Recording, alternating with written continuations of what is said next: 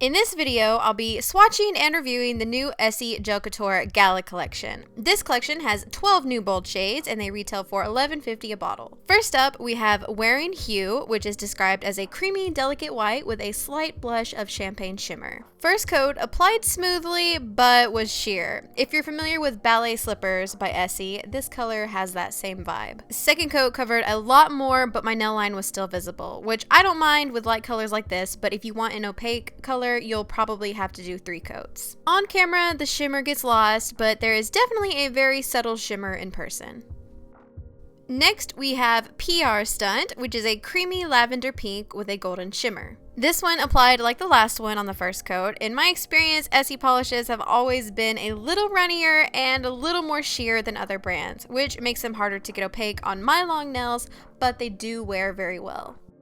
Second coat evened out the color completely, but my nail line was still visible. I'm almost willing to deal with doing 3 coats because I really like this shade. I'm a big fan of blue-based pinks, and the subtle shimmer in this polish makes it even prettier. I know it's probably hard to tell that my nail line is there, but in person, I could definitely see it. Next is Inside Scoop, which is a sheer tea rose pink with a slight blue undertone. First coat added a nice, healthy pink tint to my nails, and it wasn't streaky at all.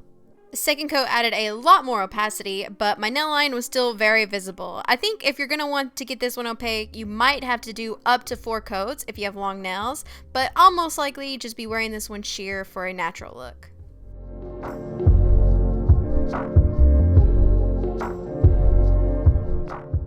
Next, we have Last Night's Look, which is described as a rich and bright salmon pink cream. This one had the same somewhat sheer formula as the last few and also needed 3 coats to hide my nail line. So far, I think these shades would be better on short nails unless you have time to do 3 coats. I just feel like 1 coaters and 2 coaters are so easy to find nowadays. Why waste time doing 3 coats of polish? That being said, some colors are just worth doing 3 coats. Here is 3 coats of Last Night's Look with no top coat. Sizzling Hot is a saturated hibiscus red with a pink undertone. I really like how this is like a muted red. It's like they took a bright hot red and added just a little white to it to make it more opaque and to tone it down a notch. It's not showing up as bright on camera as it really is, but you'll see the true color in the photo. This polish was also more pigmented than the previous shades, and I was able to get it opaque in just 2 coats.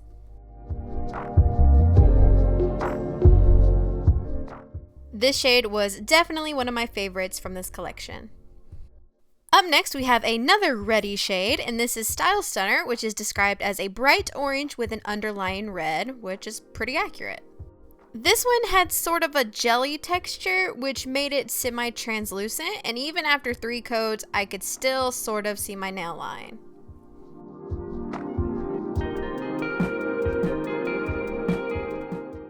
Next is Living Legend, which is a rich crimson. This was a really pretty shade of red, however, it also had that jellyish sort of finish. I actually went on a red swatching spree the other day, and I guess reds are just hard to get opaque because I only found 1 red in my entire collection that was completely opaque in 2 coats. I'll probably be reaching for this shade again when my nails are shorter because I really do like this hue of red.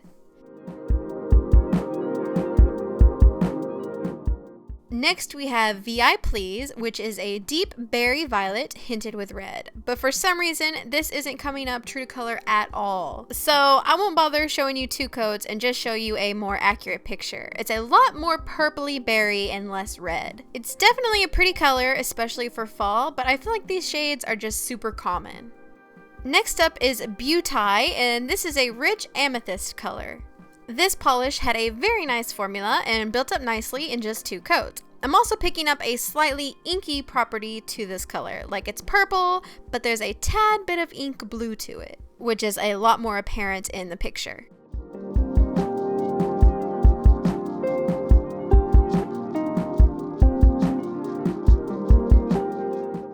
Here is 2 coats with no top coat. Next, we have Front Page Worthy, which is a dark royal blue with a pearl overcast. The pearl overcast that they speak of in this color gives it a beautiful lit from within appearance, and it makes it very jewel toned. The brush strokes were also very minimal, and any brush strokes I did have completely disappeared once it dried. This color was completely opaque in 2 coats. Star-studded is described as a rich, pearlescent golden honey. The golden honey property to the shade makes it almost copper-colored, which is very unique to me. Like the rest of the collection, this applied smoothly but was sheer on the first coat.